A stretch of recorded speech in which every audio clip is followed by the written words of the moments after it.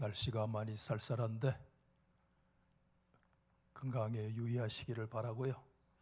그런 면에서 우리 한번 서로 인사 한번 하는 게 좋겠습니다. 건강하십시오. 좌우에 한번 인사하겠습니다.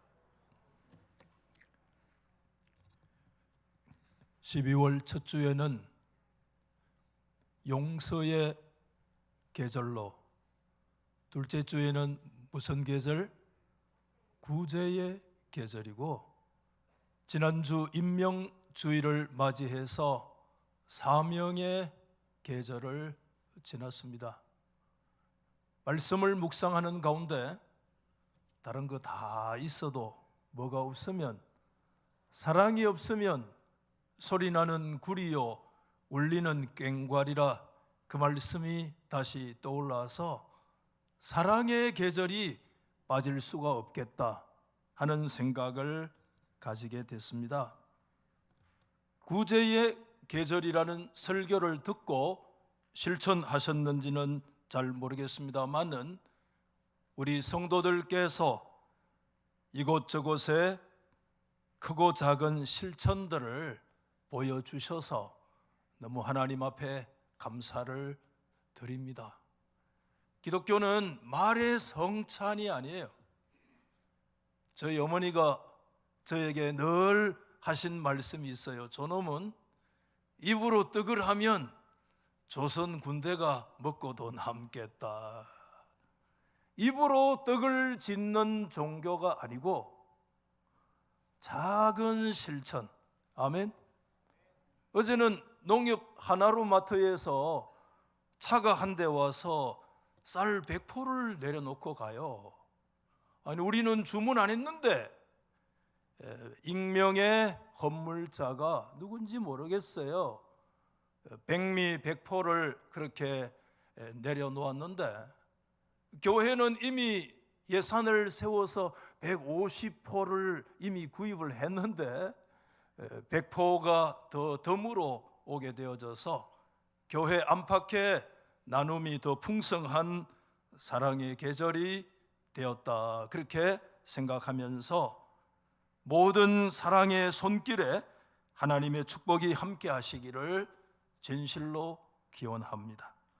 오늘 우리 주제어가 사랑인데요, 사랑이라고 하는 것은 우리가 아시는 것처럼 워낙에 스펙트럼이 넓기 때문에 우리가 말하는 사랑은 어떤 의미의 사랑인가에 대해서 좀 따져볼 필요가 있잖아요. 여러분, 전 세계에 수백만 명, 어쩌면 수천만인지도 모르겠어요, 알미를 거느리고 있는 사람들이 있어요. 그 누굽니까? BTS라고요. 이제 다 조선의 남아들은 아무리 유명해도 군대를 가야 돼. 저는 개인적으로 그런 정도 되면 군대 빼줘도 안 되냐, 개인적으로는 저는 그렇게 생각을 했는데, BTS 멤버들이 다 군대에 지금 들어갔습니다만은 그 사람들의 여러 가지 주제를 노래하는 거 들여다봐도 그 핵심 주제가 뭐냐 하면 사랑이구나 하는 것을 생각하게 돼요. 2018년에 발매한 정규 3집의 제목이 Love Yourself, 기성전결이라고 하는 그런 시리즈가 있어요. 거기에서 눈에 들어오는 가사 중에 이런 가사가 있습니다. 누군가를 사랑하는 것은 세상을 사랑하는 일이다. 참 멋있는 말이잖아요. 한 사람을 누군가 사랑하는 것은 세상을 사랑하는 것인데, 하지만 우리는 두려움에 가면을 써요. 왜? 내 자신으로는 사랑받지 못할 것이라고 하는 두려움. 나의 존재 자체만 가지고는 오늘 이 시대의 사람들이 사랑받을 수 없다는 생각을 가지기 때문에 모두 다 뭐를 쓴다고요? 가면을 쓰는데, 이 가면 쓴 사랑은 사실상 가짜 사랑. 우리 오늘 장로님 기도하실 때 그런 말씀이 나와서 저도 깜짝 놀랐는데, 가짜 사랑의 끝은 필연적으로 눈물이며 이별이라는 사실을 노래를 했어요. 이 시리즈가 계속해서 BTS가 던지는 계속적 메시지는 자신을 사랑하는 것이 진정한 사랑의 시작이라는 그런 메시지를 계속 주면서 자신을 미워하거나 가볍게 여기지 말고 존중하며 사랑하는 것이야말로 참된 사랑의 출발점이다, 이렇게 얘기를 하고, 그런 메시지에 전 세계 어쩐 수백만 아니면 천만 단위의 사람들이 아주 열광을 하고 나름대로의 지지를 보내는 그런 역사들이 일어나잖아요. 여러분, 기독교 사상가 C.S. 루이스는 The Four Loves라고 하는 4가지 종류의 사랑이라고 하는 그런 유명한 책에서 이런 정도의 사랑은 무슨 사랑이냐 하면 에로스, 즉 사랑이 정도에 해당된 에로스, 그러면 헬라 말의 에로스 아시잖아요. 정확하게 번역하기 어렵지만 한 애정 정도, 그 정도로 번역할 수 있을지 모르겠는데, 이 에로스적인 사랑은 굉장한 집중력을 가지고 폭발력을 가지고 때로는 객관성을 상실할 그런 가능성이 매우 높기 때문에 어떤 대상을 향해서 아주 맹목적인 그런 우상화가 되어질 수 있다, 그렇게 염려를 했는데, 아마 C.S. 루이스의 그런 염려들이 이런저런 곳에 들어맞고 있다, 그런 생각을 가지기도 해요. 오늘 저와 여러분들이 로마서 12장이라고 하는 사도 바울의 메시지를 읽었는데, 여러분, 바울이 전해주는 사상의 핵심이 뭐예요? 바울이 전하는 바울 복음의 핵심이 뭐예요? 아니, 기독교의 복음의 핵심이 뭡니까? 사랑이잖아요. 그는 여러분 로마서 13장에 가면 결론을 맺습니다. 유명한 로마서의 사실상 결론이 로마서 13장 10절 말씀인데, 그러므로 앞에 있는 내용 전체를 받으면서 사랑이 뭐라고요? 율법의 완성이다. 풀필먼트, 율법의 궁극적인 성취는 한 단어로 귀결되는데 그게 뭔가 하면 사랑이 율법의 완성이요 마침이요 율법의 성취다. 이게 로마서에서 말하는 바울 복음의 사실상 결론이잖아요. 여러분, 이 13장의 결론에 이르기 전에 긴 계곡들을 지나가는데 로마서 5장이나 로마서 8장에 굉장히 깊은 사상을 얘기하면서 로마서 5장에서 뭐라고 얘기하고, 우리가 유명한 단어가 있잖아요. 우리가 아직 뭐 되었을 때? 우리가 아직까지 의인 되었을 때 아니야. 우리가 여전히 죄인으로 남아있을 그때, 아무런 조건도 없는 그때 하나님께서 우리에게 하나님의 사랑이 어떠하다는 것을 실정시켜 주셨다는 거예요. 누구 안에서요? 그리스도께서 우리를 위해서 뭐 하심으로요? 죽으심으로. 여러분, 오늘 이것은 우리 그리스도인들에게 매우 익숙한 그런 말씀이지만, 하나님의 아들, 신의 아들이 우리를 위해서 죽음으로 하나님의 인간 사랑이 결정되었다는 말씀은 오늘 우리는 너무 식상할 정도의 익숙한 말씀이잖아요. 그러나 여러분, 이것은 2000년 전 1세기로 들어가 보면, 특별히 1세기의 이방인들, 특별히 그레코 로만, 그리스나 로마적인 배경 속으로 들어가 보면 신들이 사람을 사랑했다라고 하는 이런 개념 자체는요, 좀 심하게 말하면 아주 터무니없는, 택도 없는 아주 생소한 개념이라, 말도 되어지지 않는, 신이 어떻게 사람을 사랑할 수 있느냐, 말도 안 된다는 거예요. 저는 어린 시절 그러면 벌써 50년이 넘었어요. 반세기가 금방 지나요. 초등학교 시절에, 그때 저희 연령대의 학교에서 뭐를 많이 강조했는가 하면 고전 읽기라는 것이 있었어요. 고전 읽기 대회, 고전 읽기 경시 대회, 이런 게 있었는데, 정규 과목 외에도 고전일을 많이 한 10대 과목 해가지고 그것을 공부시켜서 학생들이 가외로 학교 자체에서 시험도 보고 거기서 뽑혀가지고 학교별 대항도 하고 군대항도 심지어 막 전국 대항까지, 저는 학교별 대항까지는 한번 나가봤어요. 그래서 그때 읽었던 책이 뭐냐면 그리스 로마 신화라는 책인데, 지금 생각하면 무슨 그거 내가 이해했겠나 싶어요. 4학년 5학년 때 도대체 이해가 안 되는 그리스 로마 신화를 시험을 위해서 학교별 대항 선수로 나가기 때문에 열심히 읽었어. 그래서 선생님하고 저 이웃에 있는 학교 한 10리 이상 떨어졌는데 차도 없고 해서 걸어서 가가지고 시험을 보고 왔던 기억이 있는데, 시험은 봤는데 상 받은 기억은 없어. 그게 중요해. 야, 근데 제 어린 나이지만요, 그때 그리스 로마 신화를 읽으면서 어떤 생각이 제 마음속에 들었는가 하면, 한마디로 얘기할게, 참 웃긴다. 그리스 로마의 배경에 있는 신들이라는 존재가요 굉장히 웃기더라고요. 저는 그래도 초등학교 1학년부터 교회 나갔기 때문에 알게 모르게 성경에 말하는 하나님의 신관이 제 머릿속에 기본적으로 장착되어 있는 거 사실이잖아요. 그렇죠?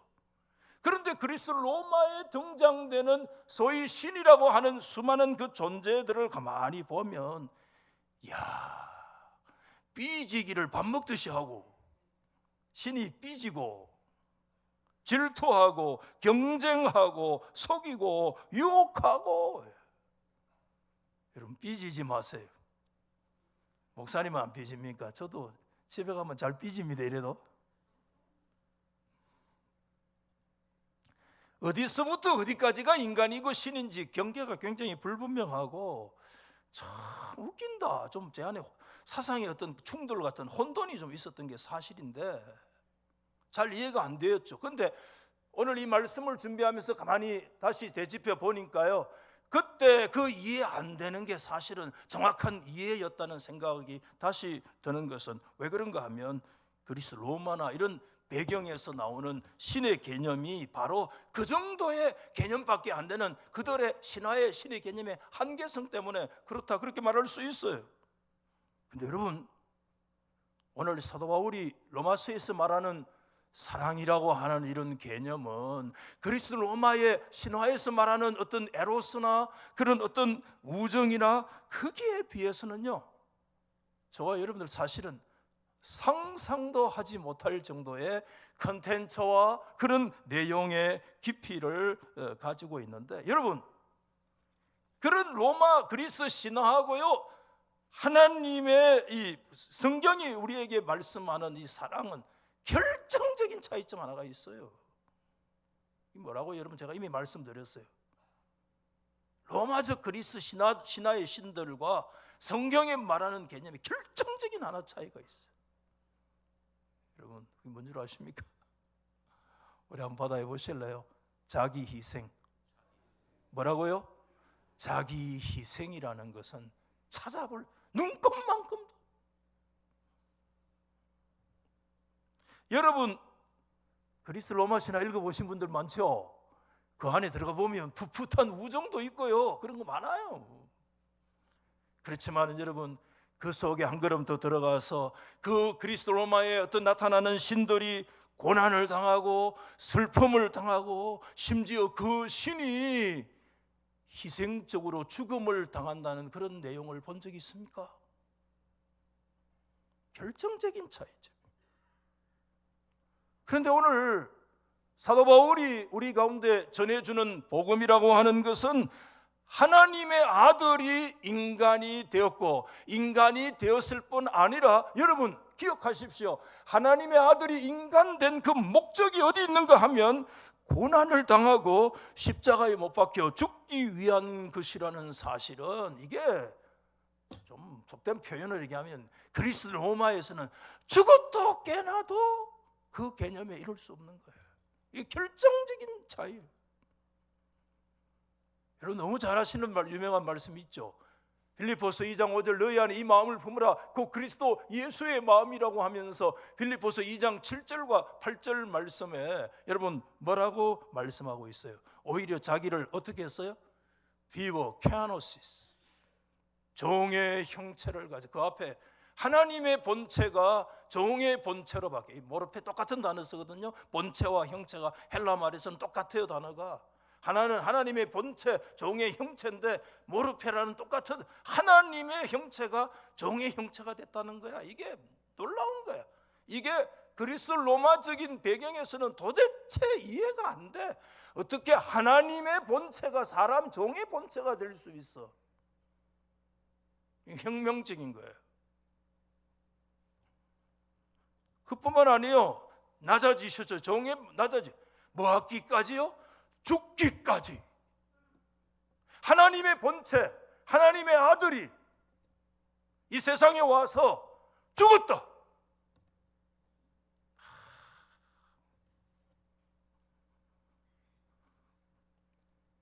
이게 혁명이에요. 언제? 우리가 의인 되었을 때, 우리가 아직 뭐하였을 때? 죄인 되었을 때, 심지어 우리가 하나님과 원수가 되었을 때, 아니 우리가 아직까지 매우 약해졌을 때 그 아들이 왜 자기 감정에 치우쳐 죽었느냐? 아니야, 우리를 위해서 죽었다라고 하는 이 개념이, 이 사랑이 기독교에서 말하는 사랑이라는 거예요. 이게 자기 희생적인 사랑이, 여러분 로마적인 그리스적 배경에서요, 하나님이 인간을 사랑해서 죽는다, 자기 희생적인 사랑을 한다, 이게 상상 안 돼요. 불가능한 일이에요. 그러면 반대로, 그러면 우리 인간이 하나님을 사랑할 수는 있는가?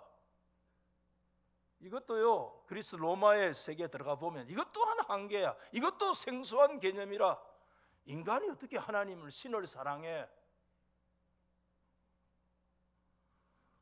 그러나 바울은 저와 여러분들이, 우리 인생들이 하나님을 사랑하는 것이 모든 법의 핵심이라고 가르치고 있습니다. 아멘이죠?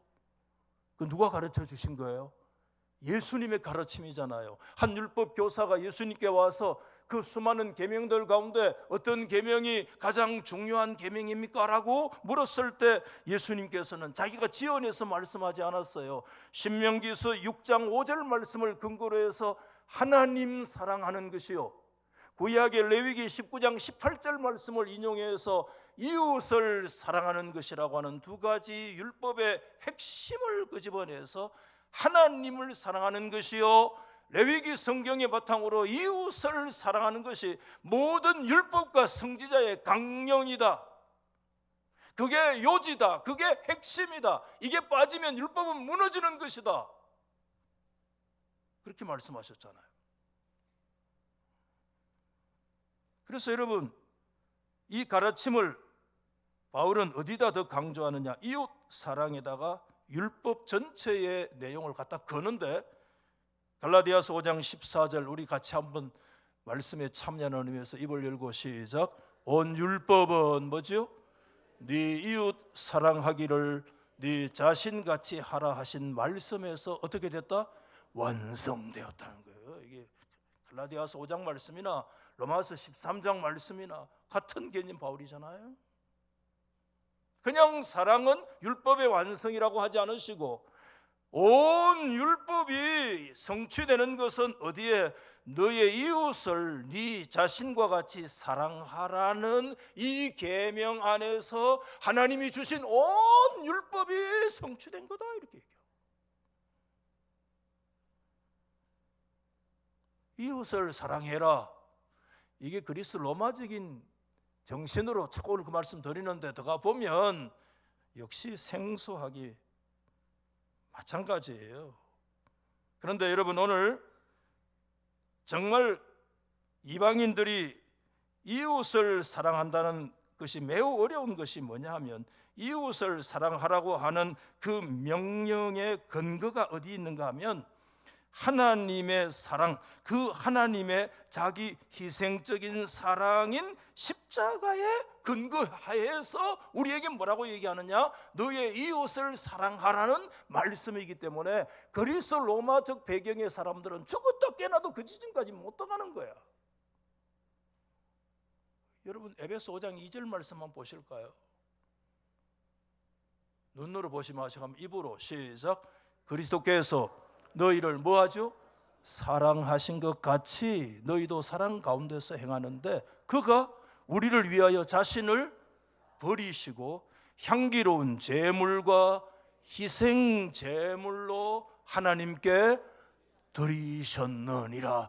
그리스도의 사랑이 무슨 사랑이냐 하면 입으로서의 사랑이 아니라 자기를 내어주신 십자가에 제물 되어주신 죽음의 자리에 들어가는 것이 하나님의 사랑이기 때문에 이 하나님의 사랑에 근거해서 우리에게 너희도 서로 사랑 가운데 행하라는 말씀의 역사가 나타날 수 있다는 거예요. 그냥 윤리 계명을 얘기하는 너 사랑해라 이게 아니야. 기독교에서는 그 사랑하라는 계명의 근거는 십자가고 그 계명의 근거는 복음이라는 거야. 말씀하시고 있어요. 십자가야말로 그리스도인들의 사랑 명령의 기초요 근거라는 것입니다. 여러분, 이 혁명적인 그리고 로만 백그라운드에서 이해할 수 없는 이 혁명적인 사상을 한 단어로 표현하는 것이 뭐냐 하면 그게 여러분 우리 앞바다 해보실까요? 아가페. 아가페 말 아시죠? 아가페라는 단어. 헬라의 사랑은 굉장히 단어가 많아요. 필리아 친구간, 에로스, 스톨게, 에피투미아 다양한 단어가 있어요. 근데 그 많은 사랑에 대한 개념이 굉장히 복잡하다 헬라 세계에서는. 그런데 그 수많은 단어 가운데 이 엄청난 혁명적인 모든 단어를 의미를 담아낼 수 있는 한 단어를 선정했는데 그 단어가 뭐냐 하면 아가페라는 단어야. 이때부터 이제 아가페라는 단어는 예수 그리스도가 오시면서부터 이 단어는 하나님의 희생적 사랑, 하나님의 무조건적 사랑, 인간이 죄인 되었을 때, 인간이 하나님과 원수 되었을 때, 인간이 아무것도 없을 때 하나님이 조건 없는 사랑으로 사랑해 주신 그 사랑의 모든 것들을 담아내는 단어가 그게 무슨 단어였느냐? 아가페라는 단어였어요.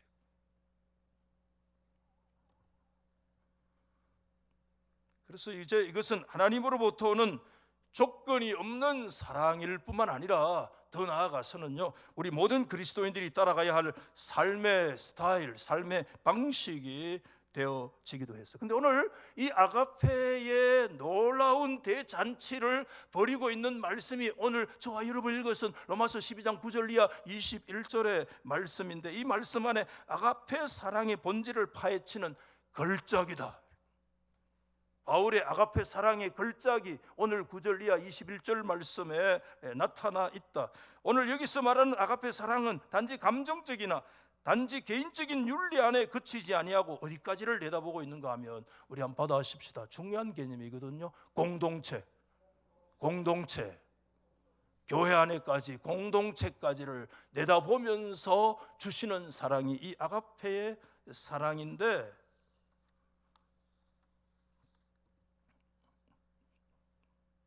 여러 학자들 얘기하면 어렵잖아요. 제가 필립 에슬러라고 하는 분의 글을 좀 참조했는데, 필립 에슬러는 이 9절 이하 21절에 이 바울에게서 펼쳐지는 이 아가페의 사랑의 대잔치를 벌리는 이것이 로마 교회라고 하는 공동체의 그룹 정체성을 형성하는 기반을 제공해 주고 있다. 오늘 9절 이하 21절이 로마 교회 공동체의 그 공동체를 형성하는 기반이다.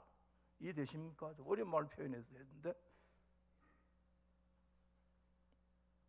그러면서 에슬러는 이 9절 이하 21절 말씀까지의 하나님의 그 아가페의 자기 표현 방식이 몇 가지 정도 이 안에 있느냐 하면 30가지로 예시되어 있대요. 30가지가 이 안에 들어있대요. 제가 다 살펴도 30가지쯤 되는지 저도 뭐 그 가까이 되더라고요. 그러면서 에슬러는 두 가지로 나누는데 공동체 내부의 문제와 공동체 외부의 문제로 이걸 나누어요. 물론 그 이전에 더 나누었어요. 어려워서 제가 말씀 다 안 드리는 거예요.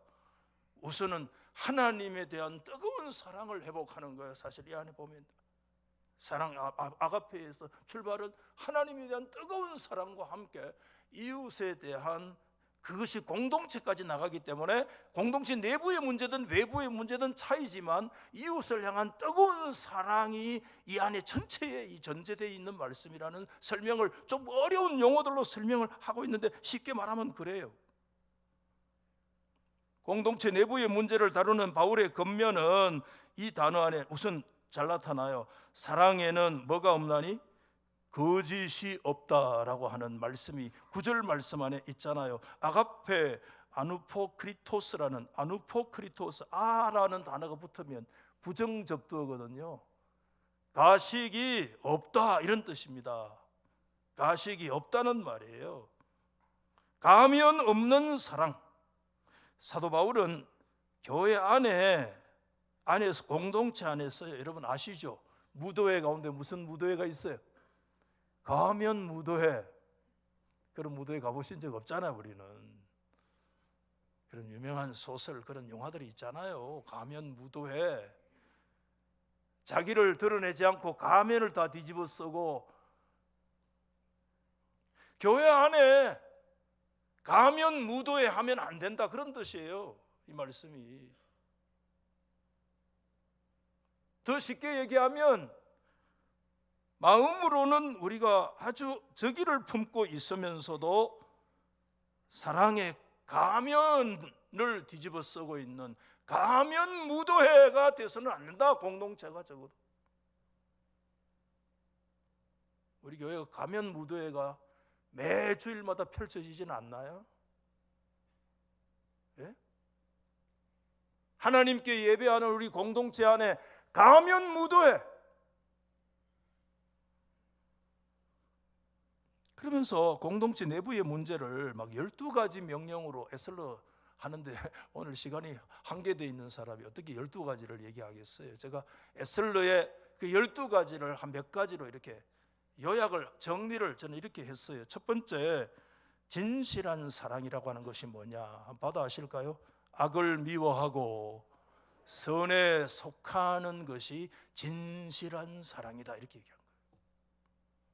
악을 미워하고 선에 소속되라. 9절에 악을 미워하고 선에 속하라. 여러분 일제시대 일본의 유명한 기독교 사상가 네촌 감삼이라는 우찌무라 간조라는 사람, 그 사람의 로마서 주석도 유명한 책이고 지금까지 그게 새로 계속 영인해서 나올 정도니까요. 우찌무라 간조는 악을 미워하고 선에 속하라는 이 짧은 구절의 설명을 이렇게 합디다. 악을 보고는 뱀을 만난 듯이 하고 선을 보고는 악교풀로 붙인 것처럼 한번 따라해 보실랍니까? 찰싹 달라붙어라. 악을 보면은 뭘 본 듯이? 뱀, 그놈의 뱀은 100번 보고 100번 놀란다니까. 뱀 보고 100번 안 놀라는 사람은 이상한 사람이야. 어쩔 때 요새 유튜브 이런 데 보면 가끔 뱀 막 나오잖아. 야, 나 그 뱀 나오면 무조건 넘겨. 또 그걸 또 보고 즐기는 인간들이 있더라고 말이야. 막 잡아먹고 막 아이고 뱀이 막 슬슬 기울어가지고 막 새 둥지로 들어가고. 니도 봤네 이래. 나도 봤어. 뱀을 보면 그냥 악을 뱀 보듯이 하라. 둘째, 우리 받아십시다. 진실한 사랑은 뭐 하는 사랑이에요? 말의 성찬이 아니고 뭐죠? 실천하는 사랑을 보여라. 입으로 떡 만들지 말고, 저희 어머니 저놈의 새끼는 조디로 떡을 하면 조선 군대가 먹고도 남는다. 저희 어머니 말은 아니잖아요. 입으로 사랑의 떡을 지으면 우리 교인들 다 먹고도 남았어요. 말의 성찬을 줄이고 작은 실천. 두 가지 얘기를 하는데 그 안에 형제를 존경하는 것이고 10절에 사랑하기를 서로 우애하고 형제 사랑, 존경하기를 서로 먼저 하고 형제 존경과 여러분 형제를 향해서 존경의 태도를 잃지 마시기를 바랍니다. 아멘. 우리 교회 안에 여러분 성도들 사이에 존경의 자세를 잃지 마시기를 예수 이름으로 소망합니다. 여러분이 무슨 권한으로 형제를 향해서 여러분 정죄하고 판단할 수 있는 누가 여러분에게 그런 권한을 주었습니까? 아무도 그런 권한을 준 사람이 없어요. 형제를 존경하고 그리고 네가 가지고 있는 것을 쉐어해라, 나누어라. 여러분 벤다이크 소설 가운데 대저택이라는 책이 있어요. 여러분 들어보셨을 거예요. 한 세상에 내노라는 사람이 죽었어요. 천사가 꿈에는 얘기니까 너무 심각하게 듣지는 말고 천사가 이제 네가 천국에서 살아야 될 너의 집으로 인도하는데 자기 집 가보니까 무슨 집이야? 집으로 들어가는 오두막집이 뚝 기다리고 있는 거야. 그런데 막 옆에는 어리어리한 대저택이 지금 건축 중이야.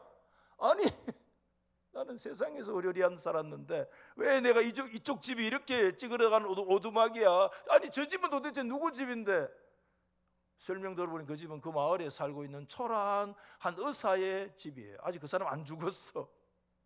천사가 얘기하는데 이 천국의 건축 자재는 당신들이 세상에 살아있을 때 보낸 거 가지고 짓는다는 거야. 이해되시죠? 네가 세상에서는 말은 뭐하라, 말은 네가 잘했지만 진짜 조그마한 거 사랑 실천하는 사람은 말을 안 앞세워요.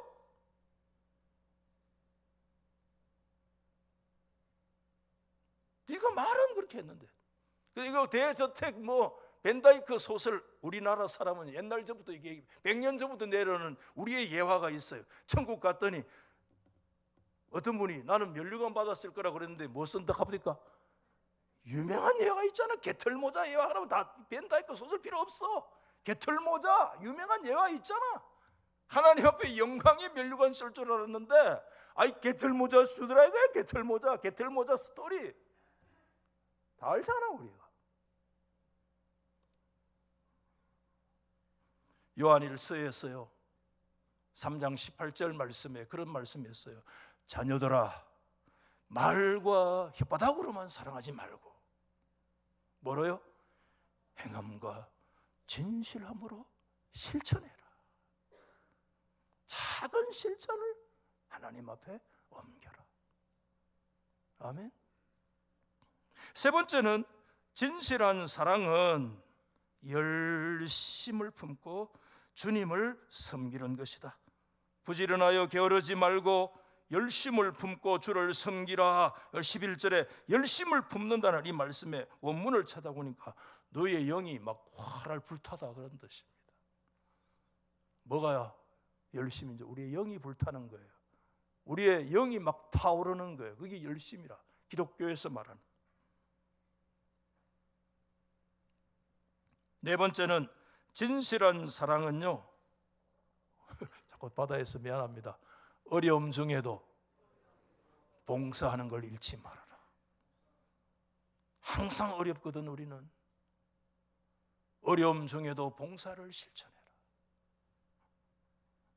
그러면서 이 에슬로는 바울의 이 공동체 내부의 문제 이후에 외부의 문제도 계속해서 다루고 있는데 외부의 문제는 시간상 4가지를 막 쏟아내는데 이렇게 얘기합니다. 14절 이하에 부정명령문 나오는데 14절에 저주하지 마라. 그렇죠? 15, 17절에 아무에게도 악으로 악을 갚지 마라. 19절에 원수 갚지 마라. 21절 말씀에 악에게 지지 마라. 부정명령 4가지를 쏟아내는데 들어가 보면 조금씩 표현의 뉘앙스 차이는 있을 수 있겠지만 그러나 가만히 들여다보면 이거 한 가지 내용을 얘기하는 거예요. 진짜 마지막 한번 받아 하실랍니까? 이게 뭔 얘기냐면은 받아 합시다. 원수를 갚지 마라. 더 쉬운 말로 받아 해보세요. 보복하지 마라. 보복 운전 해본 사람 손 들어봐요.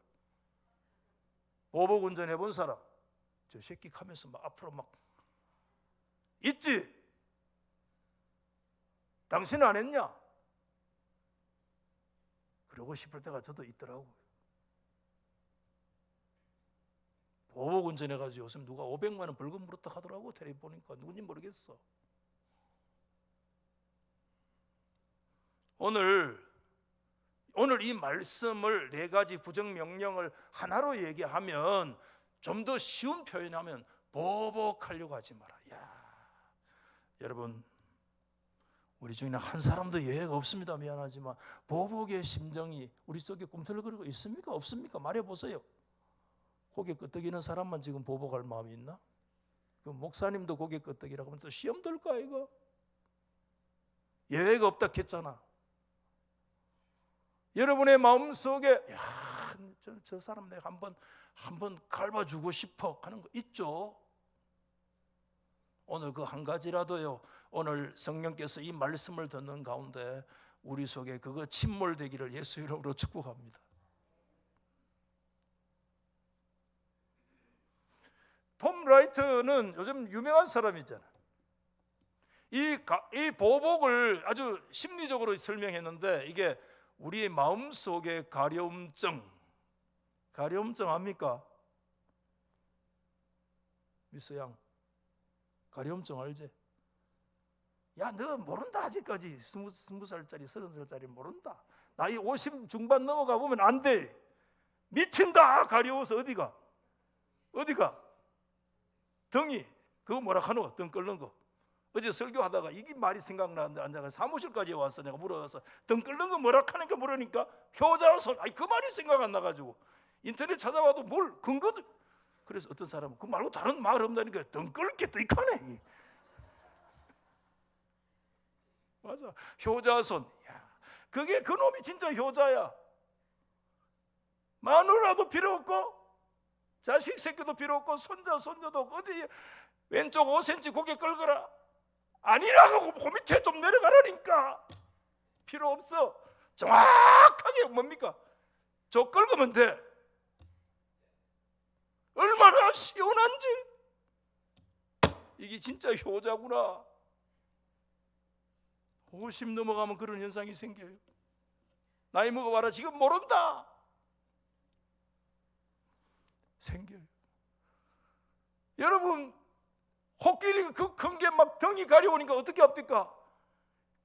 그 큰 짐승이 막 초원에 심지어 그 쏘에 진흙벌에 들어가가지고 막 뒹굴고, 여러분 얼룩말이 등이 가려운지 뒤집어져가지고 하늘을 향해서 사지를 뛰어들고 그러면서 힝 하면서 날려가고 얼마나 시원한지 그건 끌고 본 사람은 압니다, 여러분. 그 심리 내면 안에 가려움증이 그게 보복 심리라는 거야. 그게 가려워서 미치는 거야. 그걸 끌고 줘야 돼. 그거 안 끌고 주면 오늘 저녁에 잠이 안 와.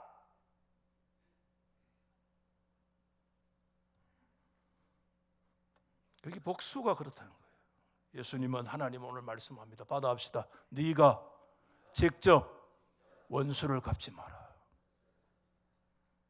네가 직접 하나님처럼 행동하지 마라. 네가 하나님인 거야. 교회에서 제일 겁나는 사람이 어떤 사람인 줄 알아요?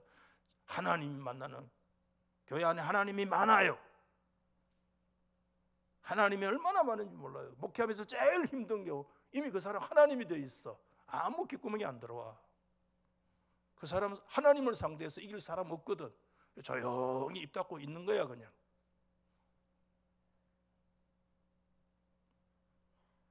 예수님은 말씀하셨습니다. 누가복음 6장 27절 이하의 유명한 말씀입니다. 시작. 너희 원수를 사랑하며 너희를 미워하는 자를 선대하며 너희를 저주하는 자를 위하여 축복하며 너희를 모욕하는 인생을 위해서 기도하라. 이 뺨을 치는 자에게 젖밤도 그 덫을 빼앗는 자에게 속옷도 거절하지 말으리. 이 말씀 어제 묵상하면서 주님 왜 이 말씀을 또 주십니까? 참 이렇게 가려운데 족걸고 보여지. 주님께서 말씀합니다. 원수를 사랑하고 선대하고 저주하지 말고 축복하고 너를 모욕 주는 사람이 있잖아. 너에게 모욕 주는 인생이 있거든. 그 사람을 위해서 눈물로 기도해라. 주님의 말씀으로 우리 달서교회 이 아내가 가기 전에 받으시기를 예수 이름으로 축복합니다. 이 말씀은 굉장히 뿌리 깊어요. 저 구약의 지혜서까지 올라가는데 지혜서 안에 이게 굉장히 많아요. 다 먹고 한 구절만 대표적으로 잠언 20장 22절에 너는 악을 갚겠다고 말하지 말고, 자꾸 마지막에 이렇게 한다. 여호와를 기다리라. 한번 해봐요. 여호와를 기다리라. 하나님을 기다리라. 하나님을 기다리라. 네가 친히 보복하겠다고 말하지 말고 하나님 되심을 인정해라. 그분이 너를 구원해 주실 것이다. 하나님을 기다리라. 하나님의 하나님 되심을 기다리라. 하나님의 주권 되심을 인정해라. 두 가지로 나눕니다. 창세기 하나님을 기다리는 사람이 있고 적시로 자기가 나서서 하는 사람이 있는데, 야곱의 아들들 가운데 여러분 첫 번째 아들 시몬과 레위는 그의 동복인 디나가 여러분 세겜의 주장들에게 성적 폭행을 당했을 때 못 견디죠. 여러분 진짜 내라도 못 견딜 것 같아요. 거짓된 하나님의 이름으로 언약을 체결하고 언약 체결한 지 3월 만에 칼 차고 들어가서 세겜성의 남자들을 다 쳐서 죽이는 끔찍한 일을 행했잖아요. 아버지 야곱이 죽기 전에 여러분 크리티컬하는 그 결정적인 시간이 있어. 결정적일 때 가슴에 너무 못 박지 마. 그때 하나님을 기다려. 한 걸음만 물러서 하나님처럼 하지 말고 칼 차고 뛰어들어가가지고 다 남자들 씨를 말릴 때, 창세기 49장에 야곱이 죽을 때 뭐라고 얘기했어요? 시몬과 레위는 형제인데 그들의 칼은 폭력의 도구라. 하나님의 이름으로 폭력의 도구가 난무해. 교회 안에도 예외가 아니야. 내 호나 그들의 모의와 그들의 집회에 상관도 말고 참여도 하지 마라. 왜? 그들은 자기 성질머리대로 그렇게 했기 때문에 자기의 분노대로 지 성깔대로 다 했다. 하나님 안 기다리고. 그래서 내가 그들을 야곱 중에 나누며 이스라엘 중에 흩어리로다. 너무 이 아침에 너무 혹시 목사가 또 정죄가 될까 봐 그 앞에 있는 두 개는 생략했어요. 뭐 하며 두 번이나 반복했어요. 거기에 비해서 요셉은 달랐습니다. 형들에게 팔리고 고생 많이 했잖아요. 나중에 형들 만났을 때 요셉이 창세기 45장 8절에 유명한 고백이죠. 그런즉 나를 이리로 보내시는 이는 뭡니까? 형님들이 아닙니다. 누구랍니까? 하나님이 하셨습니다. 하나님이 나를 바로에게 아버지와 그 온 집의 주로 삼으시고 애굽의 온 통치자로 삼으신 것은 형님들이 판 것 같지만 내가 긴 세월 기다려 보니 하나님이 하셨다는 거야. 하나님을 기다린 거예요. 이것을 성경은 오늘 뭐라고 얘기하느냐? 악에게 지면 안 돼요. 우리는. 그런데 이겨야 돼. 그런데 이기는 방식이 악을 악으로 이기면 안 돼. 선으로 이기는 방식인데, 그러면 선으로 이긴다는 말씀이 뭐냐? 오늘 이 말씀에 들어가 보면 하나님의 주권으로 이기는 거예요. 하나님으로 이기는 거예요. 하나님으로 이길 수 있기를 예수 이름으로 축복합니다. 하나님을 기다리라. 여호와를 기다리라.